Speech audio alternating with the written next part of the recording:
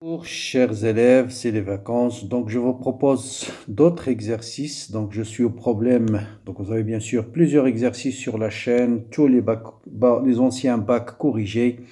Maintenant, je poste de temps en temps quelques problèmes et je suis au problème numéro 4 sur la partie nucléaire et je vous propose l'exercice suivant.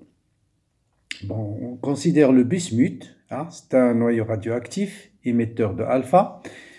Question 1. Écrire l'équation de désintégration. Quel est l'élément formé? On va vous donner quelques éléments. Il faut choisir celui qui sera formé par cette désintégration. Deuxième question. Soit une source radioactive qui contient initialement 0,1 g de bismuth. D'accord? 0,1 g de bismuth. Grâce à un compteur, on a montré qu'il produit à partir de l'instant initial, voilà la donnée, il produit 484 10 à la puissance 19 désintégrations en 15 minutes. Comment on va travailler avec cette donnée? À partir de cette information, déterminer T1,5, la période du bismuth. Enfin, quel est le volume d'hélium produit en 30 minutes par cette source radioactive? Donc on va voir comment déterminer le volume de l'hélium qui sera le résultat de cette désintégration. Voilà les données, la masse molaire du mercure, de thallium, le bismuth, le polonium, ZRN. On vous donne le nombre d'Avogadro, on vous donne le volume molaire et on vous donne la masse molaire du bismuth qui est de 109 grammes par mol. Bien. Donc voilà. Donc vous voyez bien que la désintégration de BI, bien sûr, va donner alpha. Donc alpha, c'est l'hélium de 4. D'accord? Donc Z va diminuer de 2, donc il va être égal à 81. Donc on va dire tout de suite 81, c'est le thallium qui va résulter de cette désintégration. D'accord? Donc c'est le thallium qui va être le résultat de la désintégration de bismuth, par conservation de Z. Soit une source radioactive qui contient 0,1 g. Donc, il nous donne 4,84 10 à la puissance 19 désintégration en 15 minutes. Comment déterminer T1,5?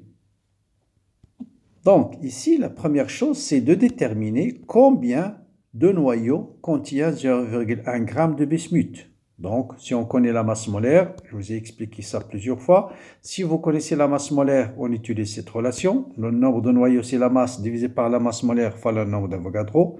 Si on connaît juste la masse d'un noyau, ce sera la masse de l'échantillon divisé par la masse d'un noyau. Un noyau. D'accord? Mais là, on nous donne la masse molaire, donc on va utiliser cette relation. Donc, si vous remplacez M par 0,1 g, N, c'est le nombre d'Avogadro, M, c'est la masse molaire de bismuth, vous allez trouver, je vous laisse ce soir de faire l'application numérique, 2,84 10 à la puissance 20 noyaux. Donc, ça, c'est le nombre de noyaux que contient 0,1 g de bismuth. Qu'est-ce qu'on nous donne comme information? En 15 minutes, vous avez le nombre de noyaux désintégrés, c'est-à-dire ND. C'est 4,48 10 à la puissance 19. Or, c'est quoi l'expression de ND en fonction du temps? Vous savez que le nombre de noyaux désintégrés, c'est le nombre initial moins le nombre restant. Et le nombre restant, c'est N0 exponentielle moins lambda t. Donc, ND, c'est N0 facteur de 1 moins exponentielle moins lambda t.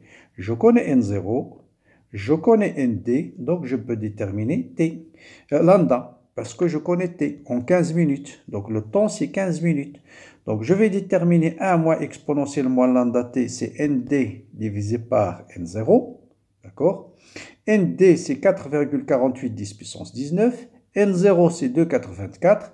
Donc, je peux déterminer exponentielle moins lambda T est égal, ramène de l'autre côté, c'est 1 moins ND, c'est 1 moins ND sur N0. Je mets le même dénominateur et je trouve exponentiellement lambda t est égal à ça. Donc, j'applique le logarithme des deux côtés. Donc, j'applique le logarithme de ce terme est égal au logarithme de ce terme. Le logarithme de exponentielle x, c'est x moins lambda t. Donc, c'est log de 1 moins nt sur n0. Donc, lambda, c'est moins 1 sur t. Donc, voilà la constante de désintégration lambda. Maintenant, je vais faire l'application numérique. Je remplace t par 15 minutes. Donc faites attention, si vous remplacez le temps en 15 minutes, lambda, ça sera en minutes moins 1. Si vous remplacez t en jours, lambda, ça sera en jours moins 1. Si vous remplacez lambda par t par seconde, lambda, ça sera seconde moins 1. Puisqu'ici, je n'ai pas d'activité, j'ai juste un nombre qui n'a pas de dimension. Donc, je vais directement trouver lambda en jours, en minutes moins 1. Donc, voilà. Donc, ça, c'est minutes moins 1. C'est minutes, je vais l'écrire correctement, minutes à la puissance moins 1. D'accord? Donc, c'est moins 1 sur 15, log de 1, donc 10 puissance 10, 20, 19 sur 20, ce sera 1 sur 20. 1 sur 10, ce sera 10 moins 1. Donc 10 moins 1, ce sera 4,48. Ah, d'accord, je remplace tout simplement ce terme par sa valeur. Voilà. 4,48, 10 puissance 19 divisé par 2,84. Donc, si je multiplie, donc ce sera 487, 220, 10 moins 1. Voilà, donc je vous laisse le soin de vérifier les résultats. 44, c'est 4. Ici, c'est 4, il y a un chiffre avec la virgule. Donc, le résultat, il est correct. Hein? Voilà. Donc, lambda, ça sera 0,0114 minutes moins 1. D'accord? Voilà. Et donc, je peux calculer la période, c'est log de 2 sur lambda. Et donc, ce sera en minutes.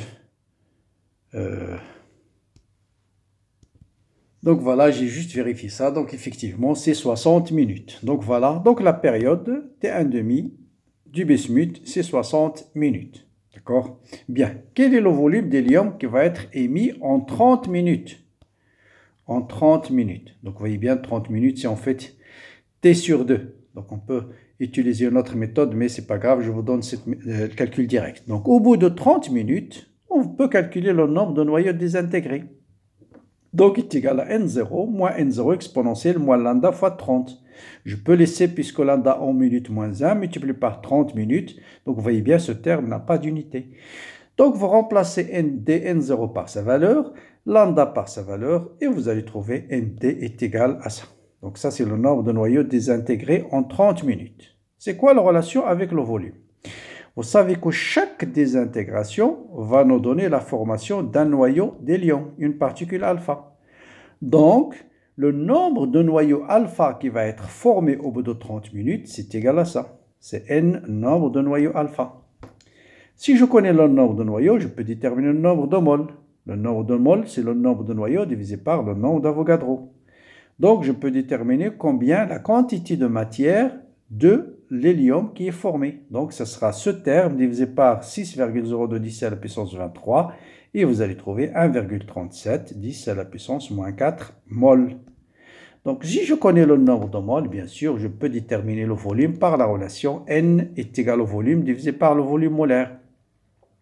Et vous allez trouver tout simplement 30,7 10 à la puissance moins 4 litres, soit 3,07 cm3 d'hélium.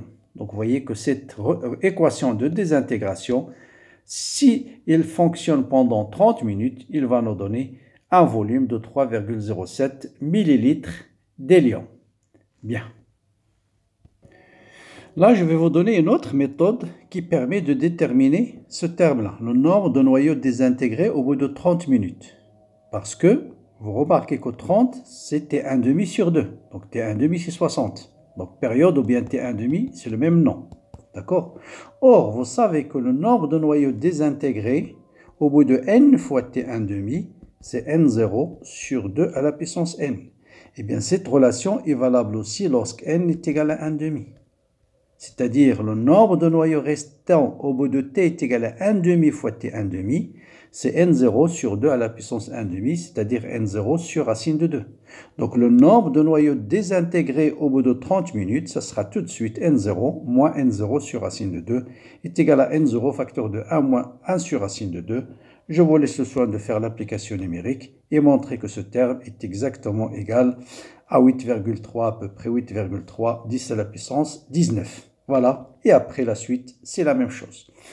Donc voilà pour ce problème numéro 4 qui traite un peu le volume d'hélium, comment on travaille avec le nombre de noyaux désintégrés, des questions très pratique, identique aux questions de bac et aux questions de concours. N'hésitez pas à liker la vidéo, à la partager, partagez avec vos amis. Bon courage et à bientôt pour un autre problème.